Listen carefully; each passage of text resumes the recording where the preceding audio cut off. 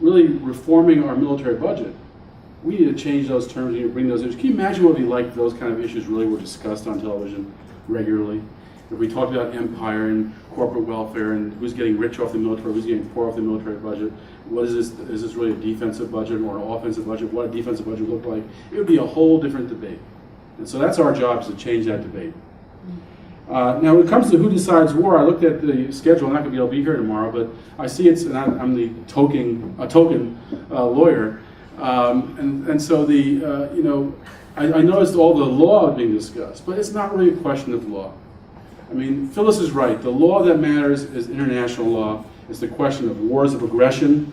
That's a term of art, a legal term of art in international law. And every war we're fighting currently is a war of aggression, because they don't meet the standards that Phyllis put out that were very clear on under attack or approved by the Security Council. This is not what's happening. And so, you know, we are in the process of fighting wars of aggression, and we need to recognize that the reason we're doing this is because our politics is broken. And Elaine is right, we're not going to solve this through the ballot box. You know, President Obama's "I will end the war," he started every speech that way. But you look at the details of what he said, his ending the war in Iraq was leaving tens of thousands of troops, 100,000 mercenaries, military bases that don't leave, the biggest embassy in the world, intelligence gathering for the Middle East. It was not ending the war. It was transforming the war until we had won and are staying as we stay in every previous war. You look at his comments on Pakistan. I'll bomb Pakistan without their permission. I'll escalate the war in Afghanistan. I'll support Israel over Palestine. I'm going to expand the military budget. This was not a peace candidate. And the peace movement was sadly fooled. And movements cannot stop and start every 2 years. We were fooled in 2004 with John Kerry.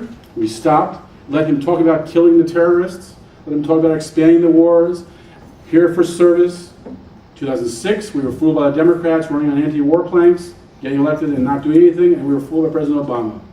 When are we going to learn that our system is so broken that we're not going to get the solution from that direction? We need to really do so much more.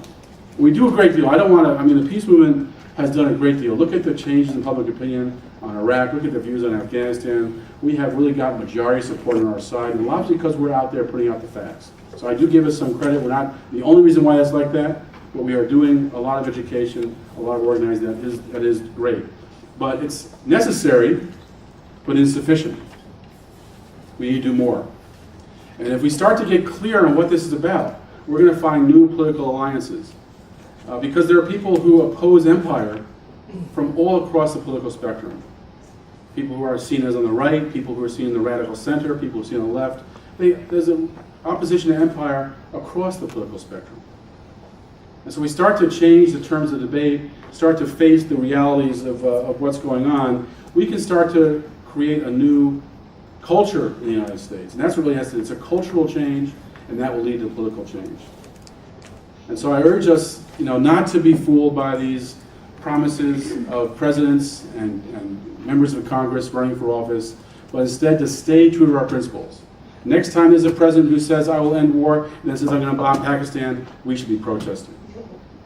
When he says, "I'm going to expand Afghanistan," we should be protesting. When he says, "I'm going to support Israel over Palestine," we should be protesting. We should not remain silent in election years. In fact, we should be escalating.